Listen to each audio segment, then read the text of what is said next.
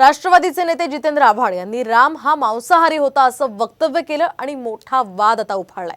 तर आव्हाडांच्या याच वक्तव्याचा निषेध करत भाजपने मुंबईमध्ये आंदोलन केलंय। तर भाजप नेते राम कदम हे थोड्याच वेळात आव्हाडांविरोधात तक्रार देखील दाखल करणार आहेत। तर पुरावा नसेल तर आव्हाडांनी देशाची माफी मागावी, राम भक्तांची माफी मागावी अशी मागणी राम कदम यांनी केली। आपण पाहतोय आव्हाड यांनी केलेल्या वक्तव्यावरून भाजप आता प्रचंड आक्रमक झालेली आहे। ठिकठिकाणी आंदोलन करण्यात येत आहे, त्यांच्या वक्तव्याचा निषेध सुद्धा करण्यात येतोय।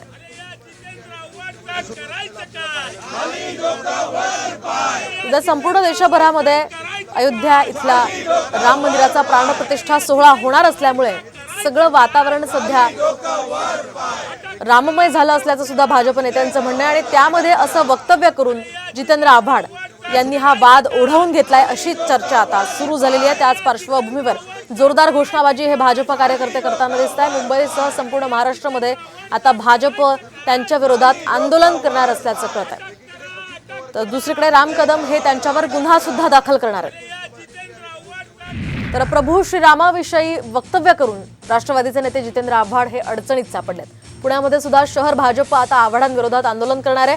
आव्हाडांनी केलेल्या वक्तव्याचा निषेध म्हणून हे आंदोलन करण्यात येणार आहे। तर मुंबईसह पुण्यामध्ये सुद्धा आता आव्हाडांविरोधात आणि त्यांच्या या वादग्रस्त वक्तव्याविरोधात आंदोलन केलं जाणार आहे। तिकडे नेते सुद्धा त्यांच्या विरोधात तक्रार दाखल करत आहेत। साधू महंत सुद्धा त्यांच्या या वक्तव्याविरोधात पोलिसात जाणार असल्याचं कळत आहे।